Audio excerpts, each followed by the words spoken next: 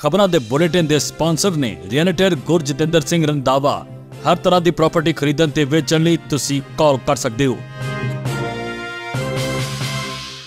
सत श्री अकाल जी, तुसीं देख रहे हो पंजाब मेल USA TV ते मैं सुरभि। खबरां दे इस बुलेटिन च बहुत बहुत स्वागत।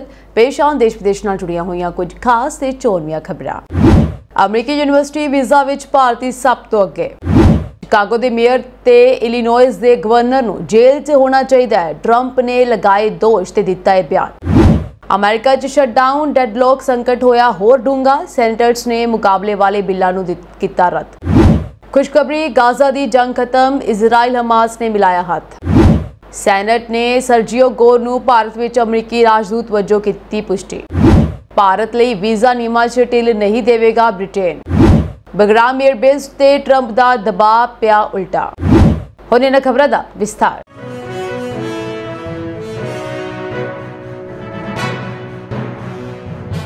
मिले आंकड़ियां के अनुसार राष्ट्रपति डोनाल्ड ट्रंप के वल्लों की गई सख्ती तो बाद अमेरिका ने अगस्त विच लगभग 5वां हिस्सा घट विद्यार्थी वीज़ा जारी किए, जिस कारण भारत विच भारी गिरावट आई, जिसनूं चीन ने सब तो वध मूल देश वजों पछाड़ दिता। अंतरराष्ट्रीय व्यापार प्रशासन के अनुसार संयुक्त राज्य अमेरिका ने अगस्त विच 3,13,138 विद्यार्थी वीज़े जारी किए, जो कि अमरीकी यूनीवर्सिटियां लई सब तो आम शुरुआती महीना है, जो कि 2024 के इसे महीने नालों 19.1% घट है। भारत जो पिछले साल अमेरिका जाने वाले विदेशी विद्यार्थियों का सब तो वड्डा स्रोत सी, उस विच सब तो वध नाटकी गिरावट देखने को मिली, जिथे एक साल पहला दे मुकाबले 44% तो भी ज़्यादा घट विद्यार्थी वीज़े जारी किए गए। चीनी विद्यार्थियों लिए वीज़ा जारी करने विच भी गिरावट आई है, पर लगभग उसे दर नाल नहीं।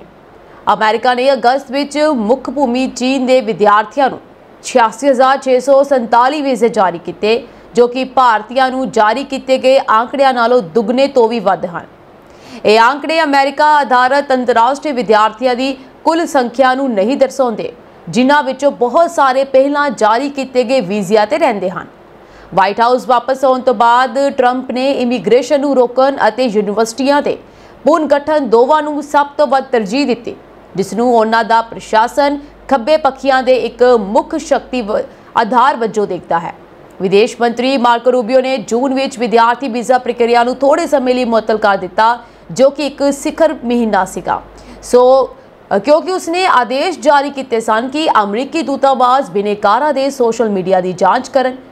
रूबियो ने हज़ारां विद्यार्थी वीज़े रद्द कर दिते, अक्सर इजराइल की आलोचना के कारण, इस आधार पर कि वह उन्हां लोकां नूं दाखले तो इनकार कर सकते हैं जो अमरीकी विदेश नीति के हितां के विरुद्ध जाते हैं, खास तौर पर भारतीयों नूं प्रभावित करने वाले नियमां दे विच।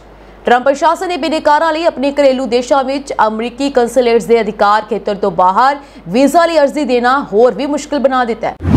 अमेरिका के राष्ट्रपति डोनाल्ड ट्रंप ने शिकागो के मेयर ते इलिनॉइस के गवर्नर नूं जेल भेजण की मांग की है। उन्होंने दोष लगाया कि वह नाजायज़ प्रवासियों के खिलाफ मुहिम चला रहे अधिकारियों की सुरक्षा करने च असफल रहे हैं। ट्रंप का यह बयान अजिहे समय आया है जदों उन्होंने प्रशासन ने अमेरिका के तीजे सब तो वड्डे शहर शिकागो च नैशनल गार्ड नूं तैनात करने की तैयारी कर ली है। शहर के बाहर एक फौजी ठिकाने ते सैकड़े फौजी पहुंच चुके हैं। शिकागो के मेयर ते इलिनॉइस के गवर्नर दोवें डेमोक्रेट हैं ते इन्हां ने ट्रंप के कदमों का विरोध भी किया। ट्रंप ने अपने internet media platform truth social ते एक पोस्ट विच कहा कि शिकागो के मेयर ब्रैडन जॉनसन ते इलिनॉइस के गवर्नर JB पिट्सकर शिकागो च काम कर रहे इमीग्रेशन अधिकारियों की सुरक्षा करने च असफल रहे हैं। उन्होंने कहा कि शिकागो के मेयर नूं अधिकारियों की सुरक्षा च असफलता लई जेल च होना चाहिए है। गवर्नर पिट्सकर नूं भी इसी जेल विच बंद होना चाहिए। उन्होंने अमरीकी इमीग्रेशन ते टैक्स अधिकारियों के संबंध च एक गल कही। ट्रंप ने कई होरनां अमरीकी शहरों च भी नैशनल गार्ड के फौजियों नूं तैनात करने की धमकी दी है। इधर राइटर के एक सर्वेखण के अनुसार ज़्यादातर अमरीकियों का यह कहना है कि बिना किसी बाहरी खतरे के फौजियों की तैनाती का विरोध किया जाना चाहिए है।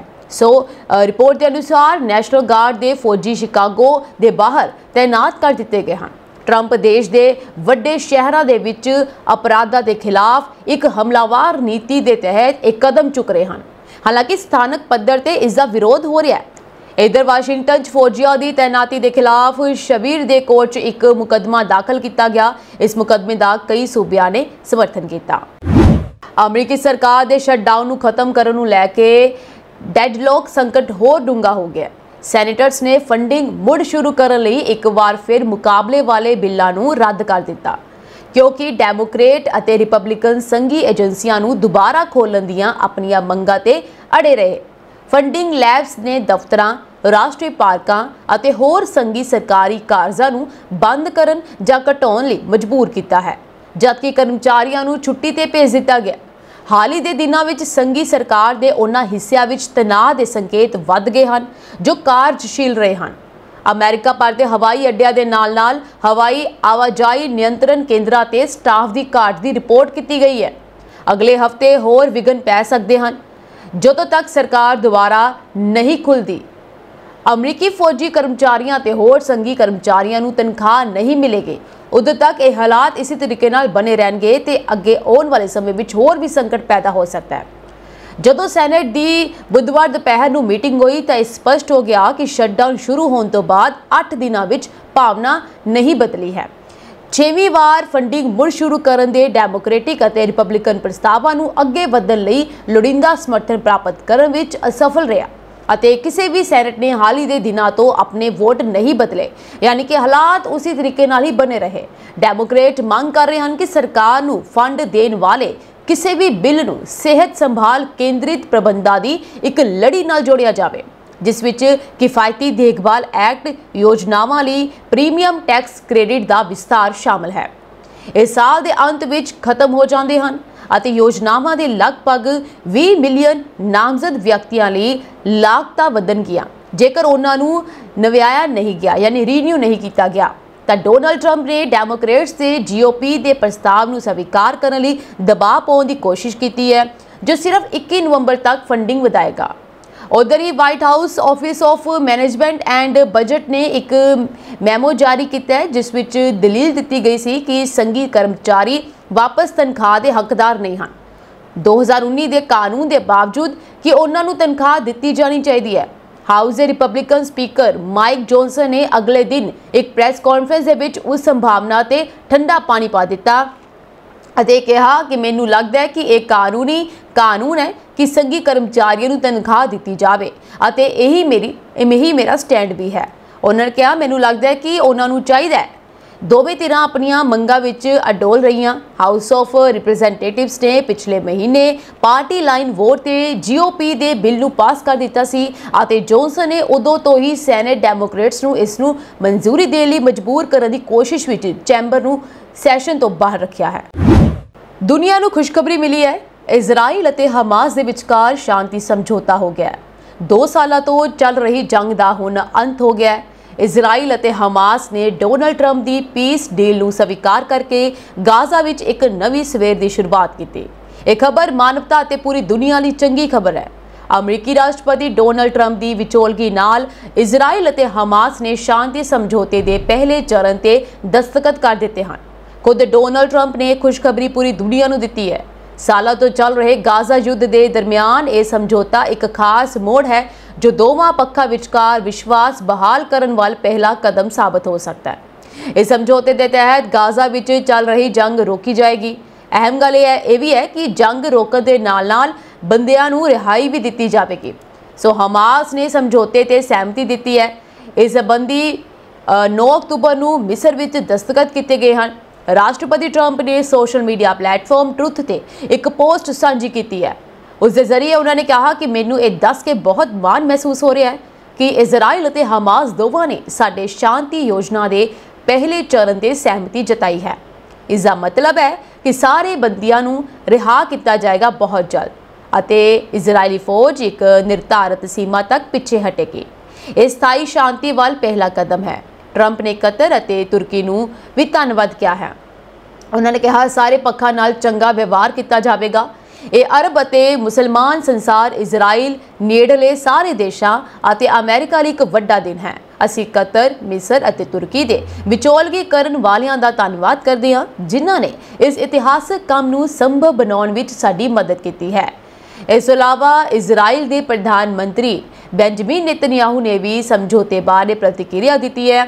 ਉਹਨਾਂ ਨੇ ਐਕਸ ਤੇ ਪੋਸਟ ਕਰਕੇ ਕਿਹਾ ਕਿ ਸ਼ਾਂਤੀ ਸਮਝੌਤੇ ਦੇ ਪਹਿਲੇ ਚਰਨ ਦੀ ਯੋਜਨਾ ਤੇ ਸਹਿਮਤੀ ਦੇ ਬਾਅਦ ਹੁਣ ਸਾਰੇ ਬੰਦੀਆਂ ਨੂੰ ਘਰ ਵਾਪਸੀ ਹੋਵੇਗੀ। ਇਹ ਇੱਕ ਕੂਟਨੀਤਿਕ ਸਫਲਤਾ ਹੈ ਅਤੇ ਇਜ਼ਰਾਈਲ ਲਈ ਨੈਤਿਕ ਜਿੱਤ ਦਾ ਦਿਨ ਹੈ। ਅਸੀਂ ਚੈਨ ਦੇ ਨਾਲ ਨਹੀਂ ਬੈਠਾਂਗੇ ਜਦ ਤੱਕ ਸਾਡੇ ਸਾਰੇ ਬੰਦੀਆਂ ਦੀ ਵਾਪਸੀ ਨਹੀਂ ਹੋ ਜਾਂਦੀ। ਤੁਹਾਨੂੰ ਦੱਸ ਦਈਏ ਕਿ ਇਜ਼ਰਾਈਲ ਅਤੇ ਹਮਾਸ ਦੇ ਵਿਚਕਾਰ ਕਈ ਮਹੀਨਿਆਂ ਤੋਂ ਜੰਗ ਚੱਲ ਰਹੀ ਸੀ, ਪਰ ਹੁਣ ਟਰੰਪ ਦੇ ਯਤਨਾਂ ਤੋਂ ਬਾਅਦ ਸ਼ਾਂਤੀ ਦੀ ਉਮੀਦ ਕੀਤੀ ਜਾ ਰਹੀ ਹੈ। ਇਸ ਸ਼ਾਂਤੀ ਸਮਝੌਤੇ ਵਿੱਚ ਅਮਰੀਕਾ ਦੇ ਨਾਲ-ਨਾਲ ਮਿਸਰ ਅਤੇ ਕਤਰ ਦੀ ਵੀ ਮਹੱਤਵਪੂਰਨ ਭੂਮਿਕਾ ਰਹੀ ਹੈ। ਰਾਇਟਰਸ ਦੀ ਰਿਪੋਰਟ ਮੁਤਾਬਕ ਕਤਰ ਦੇ ਪ੍ਰਧਾਨ ਮੰਤਰੀ ਸ਼ੇਖ ਮੁਹੰਮਦ ਬਿਨ ਅਬਦੁਲ ਰਹਿਮਾਨ ਅਲ ਥਾਨੀ ਇਸ ਚਰਚਾ ਦਾ ਹਿੱਸਾ ਰਹੇ ਸਨ। ਅਮਰੀਕੀ ਸੈਨੇਟ ਨੇ ਭਾਰਤ ਵਿੱਚ ਨਵੇਂ ਅਮਰੀਕੀ ਰਾਜਦੂਤ ਵਜੋਂ ਸਰਜੀਓ ਗੋਰ ਨੂੰ ਮਨਜ਼ੂਰੀ ਦੇ ਦਿੱਤੀ ਹੈ। ਰਾਸ਼ਟਰਪਤੀ ਟਰੰਪ ਦੇ ਕਰੀਬੀ ਸਹਿਯੋਗੀ ਅਤੇ ਰਿਪਬਲਿਕਨ ਰਣਨੀਤੀਕਾਰ ਗੋਰ ਨੂੰ 50-45 ਵੋਟਾਂ ਦੇ ਨਾਲ ਮਨਜ਼ੂਰੀ ਦਿੱਤੀ ਗਈ ਹੈ। ਇਹ ਫੈਸਲਾ ਕਈ ਦਿਨਾਂ ਦੀ ਰਾਜਨੀਤਿਕ ਬਹਿਸ ਤੋਂ ਬਾਅਦ ਆਇਆ ਅਤੇ ਇਹ ਟਰੰਪ ਪ੍ਰਸ਼ਾਸਨ ਦੀਆਂ ਕਈ ਹੋਰ ਨਾਮਜ਼ਦਗੀਆਂ ਦੇ ਨਾਲ ਇੱਕ ਵੱਡੇ ਪੈਕੇਜ ਦਾ ਹਿੱਸਾ ਵੀ ਸੀ। ਸਰਜੀਓ ਗੋਰ ਟਰੰਪ ਦੇ ਕਰੀਬੀ ਸਹਿਯੋਗੀ ਹਨ ਅਤੇ ਉਹਨਾਂ ਨੇ ਵਿਨਿੰਗ ਟੀਮ ਪਬਲਿਸ਼ਿੰਗ ਨਾਮਕ ਇੱਕ ਰੂੜੀਵਾਦੀ ਪ੍ਰਕਾਸ਼ਨ ਘਰ ਦੀ ਸਹਿ ਸਥਾਪਨਾ ਕੀਤੀ। ਉਹਨਾਂ ਦੀ ਨਿਯੁਕਤੀ ਅਜਿਹੇ ਸਮੇਂ ਹੋਈ ਹੈ ਜਦੋਂ ਅਮਰੀਕਾ ਅਤੇ ਭਾਰਤ ਵਿਚਾਲੇ ਸਬੰਧ ਤੇਜ਼ੀ ਨਾਲ ਮਜ਼ਬੂਤ ਹੋ ਰਹੇ ਹਨ, ਖਾਸ ਕਰਕੇ ਹਿੰਦ ਪ੍ਰਸ਼ਾਂਤ ਖੇਤਰ ਵਿੱਚ ਰਣਨੀਤਿਕ ਸਹਿਯੋਗ ਦੇ ਮਾਮਲੇ ਵਿੱਚ ਮਜ਼ਬੂਤ ਹੋਏ ਹਨ। ਨਿਊਯਾਰਕ ਦੇ ਉਦਮੀ ਅਲ ਮੇਸਨ ਨੇ ਕਿਹਾ ਕਿ ਹੁਣ ਸਮਾਂ ਆ ਗਿਆ ਹੈ ਕਿ ਅਮਰੀਕਾ ਭਾਰਤ ਸਾਂਝੇਦਾਰੀ ਨੂੰ ਗੱਲਾਂ ਤੋਂ ਪਰੇ ਠੋਸ ਨਤੀਜਿਆਂ ਵੱਲ ਵਧਾਇਆ ਜਾਵੇ। ਸਰਜੀਓ ਗੋਰ ਆਪਣੀ ਕੁਸ਼ਲਤਾ ਲਈ ਜਾਣੇ ਜਾਂਦੇ ਹਨ ਅਤੇ ਇਸ ਰਿਸ਼ਤੇ ਨੂੰ ਅੱਗੇ ਵਧਾਉਣ ਦੇ ਲਈ ਇਹ ਜ਼ਰੂਰੀ ਹੈ। ਉਹਨਾਂ ਨੇ ਅੱਗੇ ਵੀ ਕਿਹਾ ਕਿ ਵਿਦੇਸ਼ ਨੀਤੀ ਸਿਰਫ ਸਰਕਾਰੀ ਅਧਿਕਾਰੀਆਂ ਦੁਆਰਾ ਨਹੀਂ ਬਣਾਈ ਜਾਂਦੀ, ਸਗੋਂ ਉਹਨਾਂ ਦੁਆਰਾ ਬਣਾਏ ਗਏ ਸਬੰਧਾਂ ਦੁਆਰਾ ਬਣਾਈ ਜਾਂਦੀ ਹੈ।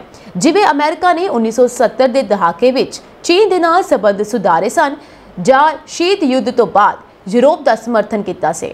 ਇਸ ਵਾਰ ਰਾਸ਼ਟਰਪਤੀ ਟਰੰਪ ਨੇ ਆਪਣੇ ਭਰੋਸੇਮੰਦ ਸਹਿਯੋਗੀ ਨੂੰ ਭਾਰਤ ਭੇਜਿਆ ਹੈ।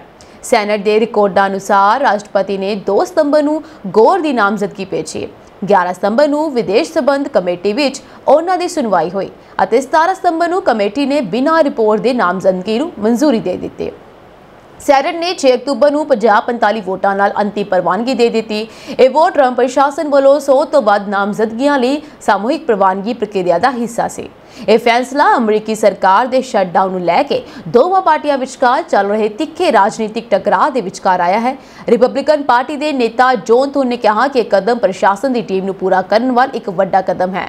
ਭਾਰਤ ਵਿੱਚ ਅਮਰੀਕੀ ਰਾਜਦੂਤ ਦਾ ਅਹੁਦਾ ਬਹੁਤ ਮਹੱਤਵਪੂਰਨ ਮੰਨਿਆ ਜਾਂਦਾ ਹੈ ਕਿਉਂਕਿ ਭਾਰਤ ਦੁਨੀਆ ਦਾ ਸਭ ਤੋਂ ਵੱਡਾ ਲੋਕਤੰਤਰ ਹੈ ਅਤੇ ਏਸ਼ੀਆ ਵਿੱਚ ਅਮਰੀਕਾ ਦਾ ਇੱਕ ਮੁੱਖ ਸਹਿਯੋਗੀ ਵੀ ਹੈ। ਦੋਵਾਂ ਦੇਸ਼ਾਂ ਵਿਚਕਾਰ ਰੱਖਿਆ, ਟੈਕਨੋਲੋਜੀ ਅਤੇ ਊਰਜਾ ਦੇ ਖੇਤਰਾਂ ਵਿੱਚ ਸਬੰਧ ਲਗਾਤਾਰ ਮਜ਼ਬੂਤ ਹੋ ਰਹੇ ਹਨ। ਇਹ ਅਹੁਦਾ ਜਨਵਰੀ ਤੋਂ ਖਾਲੀ ਸੀ। ਸਰਜੀਓ ਗੋਰ ਇੱਕ ਤਜਰਬੇਕਾਰ ਰਿਪਬਲਿਕਨ ਆਪਰੇਟਿਵ ਹੈ। ਇਸ ਤੋਂ ਇਲਾਵਾ ਉਹਨਾਂ ਨੇ ਸੈਨੇਟਰ ਰੈਡ ਪੋਲ ਅਤੇ ਮਿਚ ਮੈਕਕੋਲੇਨ ਨਾਲ ਕੰਮ ਕੀਤਾ ਸੀਗਾ ਅਤੇ ਟਰੰਪ ਮੁਹਿੰਮ ਵਿੱਚ ਵੀ ਮੁੱਖ ਭੂਮਿਕਾ ਨਿਭਾਈ ਹੈ। ਕੁਝ ਲੋਕਾਂ ਨੇ ਉਹਨਾਂ ਦੀ ਕੂਟਨੀਤਿਕ ਤਜਰਬੇ ਦੀ ਘਾਟ ਲਈ ਆਲੋਚਨਾ ਕੀਤੀ, ਪਰ ਸਮਰਥਕਾਂ ਦਾ ਕਹਿਣਾ ਹੈ ਕਿ ਉਹ ਵਾਸ਼ਿੰਗਟਨ ਦੀ ਰਾਜਨੀਤਿਕ ਪ੍ਰਣਾਲੀ ਨੂੰ ਚੰਗੀ ਤਰ੍ਹਾਂ ਸਮਝਦੇ ਹਨ ਅਤੇ ਇੱਕ ਹੁਨਰਮੰਦ ਪ੍ਰਬੰਧਕ ਹਨ। ਅਲ ਮੇਸਨ ਨੇ ਕਿਹਾ ਕਿ ਸਰਜੀਓ ਗੋਰ ਸਿਰਫ ਇੱਕ ਰਾਜਦੂਤ ਨਹੀਂ ਹੈ, ਸਗੋਂ ਟਰੰਪ ਦਾ ਇੱਕ ਭਰੋਸੇਮੰਦ ਪ੍ਰਤੀਨਿਧੀ ਹੈ ਜੋ ਹੁਣ ਭਾਰਤ ਵਰਗੇ ਮਹੱਤਵਪੂਰਨ ਦੇਸ਼ ਵਿੱਚ ਅਮਰੀਕੀ ਨੀਤੀ ਨੂੰ ਅੱਗੇ ਵਧਾਏਗਾ। ਭਾਰਤ ਵਿੱਚ ਉਹਨਾਂ ਨੂੰ ਨਾ ਸਿਰਫ ਨੀਤੀਆਂ ਨੂੰ ਸਮਝਣ ਦੀ ਲੋੜ ਹੋਵੇਗੀ, ਸਗੋਂ ਸੱਭਿਆਚਾਰ ਨੂੰ ਵੀ ਸਮਝਣ ਦੀ ਲੋੜ ਹੋਵੇਗੀ। ਭਾਰਤ ਵਿੱਚ ਅਸਲੀ ਕੂਟਨੀਤੀ ਗੱਲਬਾਤ ਨਾਲ ਨਹੀਂ, ਸਗੋਂ ਸਬੰਧਾਂ ਦੇ ਨਿਰਮਾਣ ਦੇ ਨਾਲ ਸ਼ੁਰੂ ਹੁੰਦੀ ਹੈ। ਬ੍ਰਿਟੇਨ ਦੇ ਪ੍ਰਧਾਨ ਮੰਤਰੀ 2 ਦਿਨ ਦੇ ਦੌਰੇ ਤੇ ਭਾਰਤ ਪਹੁੰਚ ਚੁੱਕੇ ਹਨ। ਭਾਰਤ ਰਵਾਨਾ ਹੋਣ ਤੋਂ ਪਹਿਲਾਂ ਕੀਰ ਸਟਾਰਮਰ ਨੇ ਕਿਹਾ ਕਿ ਬ੍ਰਿਟੇਨ ਭਾਰਤ ਲਈ ਵੀਜ਼ਾ ਨਿਯਮਾਂ ਵਿੱਚ ਢਿੱਲ ਨਹੀਂ ਦੇਵੇਗਾ। ਸਟਾਰਮਰ ਨੇ ਅੱਗੇ ਕਿਹਾ ਕਿ ਭਾਰਤੀ ਪ੍ਰੋਫੈਸ਼ਨਲਜ਼ ਜਾਂ ਸਟੂਡੈਂਟਸ ਲਈ ਵੀਜ਼ਾ ਰੂਟ ਖੋਲ੍ਹਣ ਦੀ ਕੋਈ ਯੋਜਨਾ ਨਹੀਂ ਹੈ। ਸਟਾਰਮਰ ਨੇ ਕਿਹਾ ਕਿ ਭਾਰਤ ਦੌਰਾ ਵੀਜ਼ਾ ਏਜੰਡੇ 'ਚ ਸ਼ਾਮਲ ਨਹੀਂ ਹੈ। ਇਹ ਸਿਰਫ ਬਿਜ਼ਨਸ, ਨਿਵੇਸ਼, ਨੌਕਰੀਆਂ ਅਤੇ ਖੁਸ਼ਹਾਲੀ ਨੂੰ ਯੂਨਾਈਟਿਡ ਕਿੰਗਡਮ 'ਚ ਲਿਆਉਣ ਦਾ ਮਾਮਲਾ ਹੈ। ਸਟਾਰਮਰ ਨੇ ਕਿਹਾ ਕਿ ਵੀਜ਼ਾ ਵਪਾਰ ਸਮਝੌਤੇ 'ਚ ਕੋਈ ਭੂਮਿਕਾ ਨਹੀਂ ਨਿਭਾਉਂਦੇ। ਭਾਰਤ ਨਾਲ ਵੀਜ਼ਾ ਸਟੇਟਸ 'ਚ ਕੋਈ ਬਦਲਾਅ ਨਹੀਂ ਹੋਇਆ ਹੈ। ਜਦੋਂ ਉਹਨਾਂ ਤੋਂ ਪੁੱਛਿਆ ਗਿਆ ਕਿ ਕੀ ਯੂਕੇ ਅਮਰੀਕੀ ਰਾਸ਼ਟਰਪਤੀ ਡੋਨਲਡ ਟਰੰਪ ਦੇ H-1B ਵੀਜ਼ਾ ਨਿਯਮਾਂ 'ਚ ਬਦਲਾਅ ਤੋਂ ਬਾਅਦ ਟੈਕਨੋਲੋਜੀ ਪੇਸ਼ੇਵਰਾਂ ਨੂੰ ਆਕਰਸ਼ਿਤ ਕਰਨ ਬਾਰੇ ਵਿਚਾਰ ਕਰ ਸਕਦਾ ਹੈ। ਇਸ ਸਟਾਰਮਰ ਨੇ ਕਿਹਾ ਕਿ ਅਸੀਂ ਪ੍ਰੋਫੈਸ਼ਨਲਸ ਨੂੰ ਦੁਨੀਆ ਭਰ ਤੋਂ ਲਿਆਉਣਾ ਚਾਹੁੰਦੇ ਹਾਂ ਤਾਂ ਕਿ ਯੂਕੇ ਦੀ ਅਰਥਵਿਵਸਥਾ ਵੱਧ ਸਕੇ। ਅਮਰੀਕੀ ਰਾਸ਼ਟਰਪਤੀ ਡੋਨਲਡ ਟਰੰਪ ਦੇ ਵੱਲੋਂ ਅਫਗਾਨਿਸਤਾਨ ਦੇ ਰਣਨੀਤਿਕ ਤੌਰ ਤੇ ਮਹੱਤਵਪੂਰਨ ਬਗਰਾਮ ਏਅਰਬੇਸ ਨੂੰ ਅਮਰੀਕਾ ਦੇ ਹਵਾਲੇ ਕਰਨ ਲਈ ਤਾਲਿਬਾਨ ਸ਼ਾਸਨ ਤੇ ਪਾਏ ਜਾ ਰਹੇ ਦਬਾਅ ਦਾ ਖੇਤਰੀ ਦੇਸ਼ਾਂ ਵੱਲੋਂ ਸਖਤ ਵਿਰੋਧ ਹੋਇਆ ਹੈ।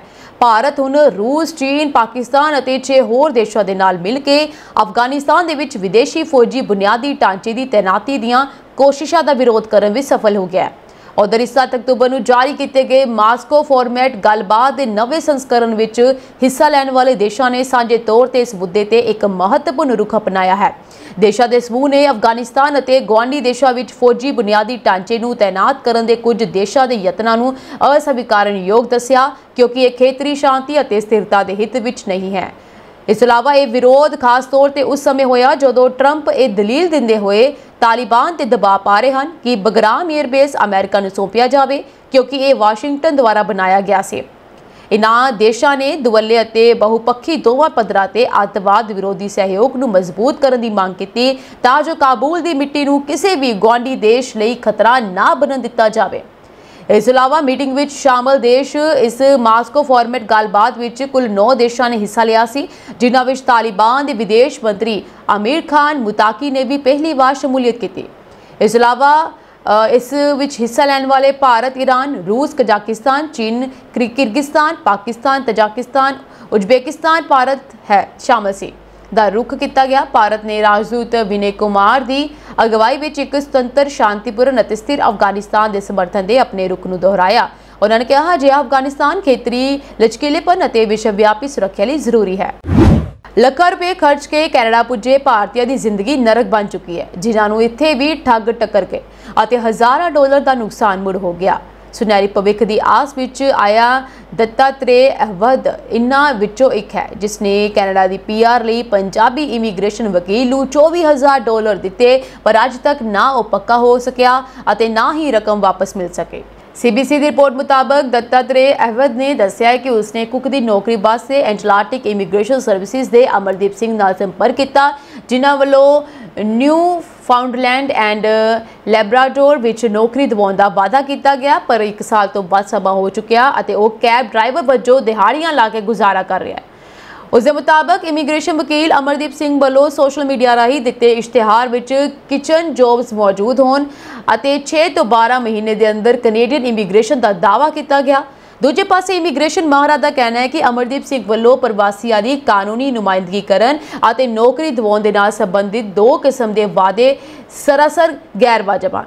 ਉਧਰ ਦੱਤਾਤਰੇ ਨੇ ਦੋਸ਼ ਲਗਾਇਆ ਕਿ ਅਮਰਦੀਪ ਸਿੰਘ ਲੋਕਾਂ ਨੂੰ ਮੂਰਖ ਬਣਾਉਣ ਦੇ ਯਤਨ ਕਰ ਰਿਹਾ ਹੈ। CBC ਦੀ ਇੱਕ ਰਿਪੋਰਟ ਕਹਿੰਦੀ ਹੈ ਕਿ ਜਦੋਂ ਦੱਤਾਤਰੇ ਮੁੰਬਈ ਤੋਂ ਕੈਨੇਡਾ ਪੁੱਜਾ ਤਾਂ ਅਮਰਦੀਪ ਸਿੰਘ ਨੇ ਉਸ ਦੀ ਪਤਨੀ ਅਤੇ ਬੱਚਿਆਂ ਨੂੰ ਵੀ ਇੱਥੇ ਲਿਆਉਣ ਦਾ ਵਾਅਦਾ ਕੀਤਾ। ਰਕਮ ਅਦਾਇਗੀ ਤੋਂ 6 ਮਹੀਨੇ ਬਾਅਦ ਦੱਤਾਤਰੇ ਨੂੰ ਇੱਕ ਵਾਰ ਵਿੱਚ ਨੌਕਰੀ ਦੀ ਪੇਸ਼ਕਸ਼ ਹੋਈ ਜੋ ਕਲੋਜ਼ਡ ਵਰਕ ਪਰਮਿਟ ਅਧੀਨ ਆਉਂਦੀ ਸੀ। ਨੌਕਰੀ ਦੌਰਾਨ ਉਸ ਨੂੰ ਤੈਅਸ਼ੁਦਾ $16 ਪ੍ਰਤੀ ਘੰਟੇ ਦਾ ਮਿਹਨਤਾਨਾ ਨਾ ਮਿਲਿਆ ਅਤੇ 1 ਮਹੀਨੇ ਬਾਅਦ ਅਮਰਦੀਪ ਸਿੰਘ ਦਾ ਫੋਨ ਆ ਗਿਆ। ਦੱਤਾਤਰੇ ਮੁਤਾਬਕ ਅਮਰਦੀਪ ਸਿੰਘ ਨੇ ਕਿਹਾ ਕਿ ਇੰਪਲੋਇਰ ਉਸ ਨੂੰ ਨੌਕਰੀ ਤੇ ਨਹੀਂ ਰੱਖਣਾ ਚਾਹੁੰਦਾ ਅਤੇ ਜੇ ਨਵੀਂ ਨੌਕਰੀ ਚਾਹੀਦੀ ਹੈ ਤਾਂ $10,000 ਦੀ ਰਕਮ ਹੋਰ ਦੇਣੀ ਪਵੇਗੀ। ਇੰਨੀ ਗੱਲ ਸੁਣਦਿਆਂ ਹੀ ਦੱਤਾਤਰੇ ਦੇ ਹੋਸ਼ ਉੱਡ ਗਏ ਅਤੇ ਉਸਨੇ ontario law society ਕੋਲ ਸ਼ਿਕਾਇਤ ਦਾਇਰ ਕੀਤੀ। ਉਧਰ ਬਾਹਰ ਵਿੱਚੋਂ ਨੌਕਰੀ ਤੋਂ ਕੱਢੇ ਜਾਣ ਦਾ ਕਾਰਨ ਇਹ ਸਾਹਮਣੇ ਆਇਆ ਕਿ ਦੱਤਾਤਰੇ ਵੱਲੋਂ ਗਲਤ ਜਾਣਕਾਰੀ ਦਿੱਤੀ ਗਈ। ਬਾਹਰ ਦੇ ਪ੍ਰਬੰਧਕਾਂ ਨੇ ਕਿਹਾ ਕਿ ਦੱਤਾਤਰੇ ਖੁਦ ਨੂੰ ਤਜਰਬੇਕਾਰ ਕੁੱਕ ਦੱਸਦਾ ਸੀ, ਪਰ ਉਸ ਨੂੰ ਵਾਈਟ ਬ੍ਰੈਡ ਅਤੇ ਬ੍ਰਾਊਨ ਬ੍ਰੈਡ ਵਿਚਾਲੇ ਫਰਕ ਹੀ ਨਹੀਂ ਪਤਾ ਸੀ। ਇਸ ਦੇ ਉਲਟ ਦੱਤਾਤਰੇ ਨੇ ਦੋਸ਼ ਲਗਾਇਆ ਕਿ ਬਾਹਰ ਪ੍ਰਬੰਧਕਾਂ ਵੱਲੋਂ ਭੇਜੇ 4-5 ਜਾਣਿਆਂ ਨੇ ਉਸ ਦਾ ਸਭ ਕੁਝ ਖੋਹ ਲਿਆ ਅਤੇ ਉਸ ਨੂੰ ਬਾਹਰ ਕੱਢ ਦਿੱਤਾ। ਇਸ ਦੇ ਜਵਾਬ ਵਿੱਚ ਬਾਹਰ ਵਾਲਿਆਂ ਨੇ ਕਿਹਾ ਕਿ ਦੱਤਾਤਰੇ ਨੇ ਕਿਰਾਇਆ ਨਹੀਂ ਸੀ ਦਿੱਤਾ ਅਤੇ ਨਾ ਹੀ ਦੇਣ ਦਾ ਇੱਛੁਕ ਨਜ਼ਰ ਆਉਂਦਾ ਸੀ। ਦੱਤਾਤਰੇ ਅਹਿਮਦ ਨੇ ਫਰਿਆਦ ਕੀਤੀ ਕਿ ਉਸਨੇ ਭਾਰਤ ਤੋਂ ਕਰਜ਼ਾ ਲੈ ਕੇ ਅਮਰਦੀਪ ਸਿੰਘ ਨੂੰ ਰਕਮ ਦਿੱਤੀ ਅਤੇ ਹੁਣ ਉਸ ਦੇ ਪਰਮਿਟ ਦੀ ਤਰੀਕ ਵੀ ਲੰਘ ਚੁੱਕੀ ਹੈ। ਉਹ ਮਨੁੱਖਤਾ ਦੇ ਆਧਾਰ ਤੇ ਵਰਕ ਪਰਮਿਟ ਵਧਾਉਣ ਦੀ ਮੰਗ ਕਰ ਰਿਹਾ ਅਤੇ ਆਪਣੀ ਰਕਮ ਨੂੰ ਲੈ ਕੇ ਵੀ ਚਿੰਤਿਤ ਹੈ। ਭਿਆਨਕ ਜਿਨਸੀ ਅਪਰਾਧਾਂ ਦੀ ਸੂਚੀ ਵਿੱਚ ਦੋਸ਼ੀ ਮੰਨੇ ਗਏ ਇੱਕ ਭਾਰਤੀ ਮੂਲ ਦੇ ਵਿਅਕਤੀ ਨੂੰ ਯੂਨਾਈਟਿਡ ਕਿੰਗਡਮ ਵਿੱਚ 22 ਸਾਲ ਦੀ ਕੈਦ ਦੀ ਸਜ਼ਾ ਸੁਣਾਈ ਗਈ ਹੈ। ਉਸ ਦੇ ਭਰਾ ਨੂੰ ਵੀ ਸੰਬੰਧਿਤ ਅਪਰਾਧਾਂ ਲਈ 15 ਮਹੀਨੇ ਦੀ ਕੈਦ ਦੀ ਸਜ਼ਾ ਸੁਣਾਈ ਗਈ ਸੀ। ਇੱਕ ਜਾਂਚ ਤੋਂ ਬਾਅਦ ਜੋ ਉਦੋਂ ਸ਼ੁਰੂ ਹੋਈ ਸੀ ਜਦੋਂ ਇੱਕ ਖਰਾਬ ਹੋਏ ਯੰਤਰ ਨੂੰ ਮੁਰੰਮਤ ਲਈ ਲਿਜਾਇਆ ਗਿਆ ਸੀ। ਇਹ ਘਟਨਾ ਉਦੋਂ ਵਾਪਰੀ ਜਦੋਂ ਇੱਕ ਟੁੱਟੀ ਹੋਈ ਸਕਰੀਨ ਅਤੇ ਖਰਾਬ ਡੇਟਾ ਵਾਲਾ ਇੱਕ ਡਿਵਾਈਸ ਇੱਕ ਮੁਰੰਮਤ ਕੇਂਦਰ ਵਿੱਚ ਸਪੁਰਦ ਕਰ ਦਿੱਤਾ ਗਿਆ। ਟੈਕਨੀਸ਼ੀਅਨਸ ਨੇ ਡਿਵਾਈਸ ਨੂੰ ਲੋਕ ਅਤੇ ਸਕੈਨ ਕਰਦੇ ਸਮੇਂ ਹੈਰਾਨ ਕਰਨ ਵਾਲੀ ਸਮੱਗਰੀ ਲੱਭੀ ਅਤੇ ਅਧਿਕਾਰੀਆਂ ਨੂੰ ਸੂਚਿਤ ਕੀਤਾ।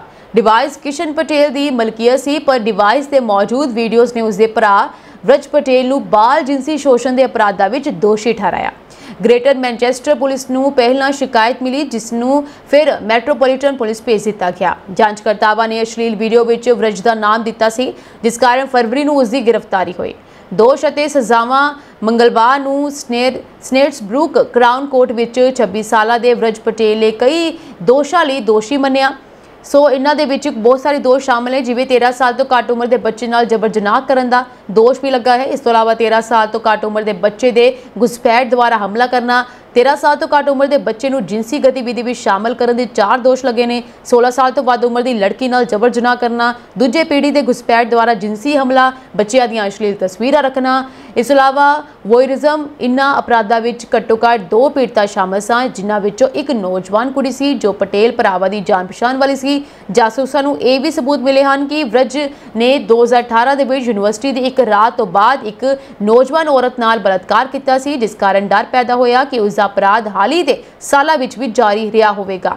ਉਸਦੇ ਭਰਾ ਕ੍ਰਿਸ਼ਨ ਪਟੇਲ ਨੂੰ ਵੀ ਬੱਚਿਆਂ ਦੀਆਂ ਅਸ਼ਲੀਲ ਤਸਵੀਰਾਂ ਰੱਖਣ ਦੇ ਦੋਸ਼ ਵਿੱਚ 15 ਮਹੀਨੇ ਦੀ ਕੈਦ ਦੀ ਸਜ਼ਾ ਸੁਣਾਈ ਗਈ ਹੈ। रूस वालों जंग लड़ रहे 22 साल के एक भारतीय विद्यार्थी माजोती साहिल मोहम्मद हुसैन ने यूक्रेन के सामने आत्मसमर्पण कर दिता। माजोती गुजरात के मोरबी शहर का रहने वाला है और वो पढ़ाई करने लिए रूस गया सी। प्राप्त हुई जानकारी अनुसार यूक्रेन की 63वीं मैकेनाइज्ड ब्रिगेड ने वीडियो जारी करके दस्सिया कि माजोती नूं ड्रग केस 7 साल की जेल हुई सी। जेल तो बचन लई उसनूं रूसी फौज 'ਚ शामिल होने का ऑफर मिलिया सी। माजोती ने वीडियो 'ਚ कहा कि वह जेल नहीं जाना चाहता सी, इसलिए उसने रूसी फौज का कॉन्ट्रैक्ट साइन कर लिया। उसनूं सिर्फ 16 दिन की ट्रेनिंग दी गई और 1 अक्तूबर को पहली जंग 'ਚ भेजा गया। 3 दिन बाद अपने कमांडर नाल झगड़े तो बाद उसने यूक्रेनी फौज के सामने आत्मसमर्पण कर दिता। विद्यार्थी ने दस्सिया कि उसने हथियार सुट दिते और कहा कि मैं लड़ना नहीं, मैनू मदद चाहिए है। उस वालों ये सारिया रूसी भाषा 'ਚ कही गई गल्लां सी। माजोती ने कहा कि वह रूस वापस नहीं जाना चाहता।